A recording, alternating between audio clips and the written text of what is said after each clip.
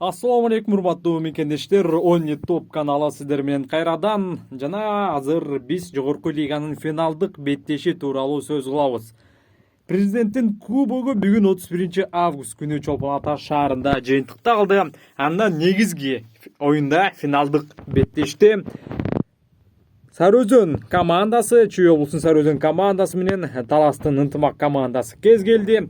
Жана көпчүлүк күйөрмандар тең атаандаштыкта оюнду күткөн, бирок кандай болгон жок. Иш жүзүндө Ынтымак командасы оңой жеңишке жетти. Алгачкы улак алгачкы мүнөттөрдө эле киргизилди. Жекеме-жекенин мыктысы Ноорус Раатбек уулу бүгүн да мыкты болуп чыкты жана Кубантай менен болгон эрөөлдө байма-бай жеңишке жетип отурду. Жана ошондой көрүнүштөрдүн биринде алгачкы улак салынган. Андан кийин көп өтпөй Ынтымак командасы дагы да болсо өзүнүн мыктылыгын далилдеп, Нуржан Мелисбек уулу эсепти 2-0 өзгөрттү. Бул ирет Нуржан Мелисбек уулу оюндагы алгачкы мүмкүнчүлүгүн эле ийгиликтүү жыйынтыктап салым салды. Эсиңиздерде болсо, буга чейин Калато менен болгон беттеште бир аз оюну жүрбөй жаткан Нуржан Мелисбек уулу бир нече жакшы мүмкүнчүлүктү текке кетирип алган.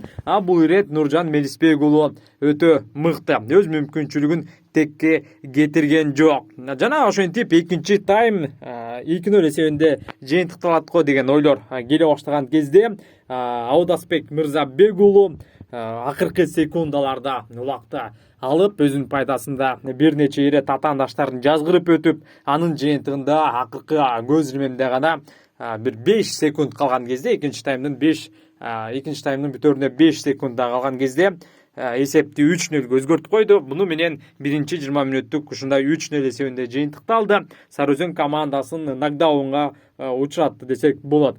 Экинчи 20 мүнөттүктө жалпы көкбөрү күйөрмандары болгону бир гана улакка күбө болду, бир гана салымдын салынышына күбө болдук. Бул кайрадан эле ак шым кийген Ынтымактын мыктысы, акыркы 2 ийри мелдештин мыкты оюнчусу Нуржан Мелисбек уулу бул ирет атаандаштарын күтүп, андан соң оңой эле жылчыкча табып эсепти өзгөртө алды. Сары Өзөн командасынын коргонусу өтө начар экендигин дагы айтып коелу. Жана 3-20 мүнөттүктө дагы алгачкылардан болуп эле Ынтымак командасы өзгөчөлөндү. Бул ирет Нуржан Мелисбек уулу беттештеги 3-үчү улагын салып хет-трик жасады. Жана Нуржан Мелисбек уулу азамат, ар улак алган сайын анын аракети ийгиликтүү жыйынтыкталып отурду. Андан кийинки аракетте Ноорус Раатбек уулу кайрадан өзгөчөлөндү. Жекеме-жекенин мыктысы Аватар менен бири-бирине төөп келген, каймакка куймак кошкондой эле бири-бирин жакшы түшүнгөн. Өз учурунда 2010 жылы биринчи лигада Аватар менен Аватар мыкты аргымак аталган. Бул ирет мыкты оюнчу аталууга талапкер, ошол Аватар дагы мыкты болууга талапкер. Андан соң дагы үчүнчү бөлүктүн алкагында Элеман Нурболот уулу укмуштуудай бир чабуулдук аракетке барды.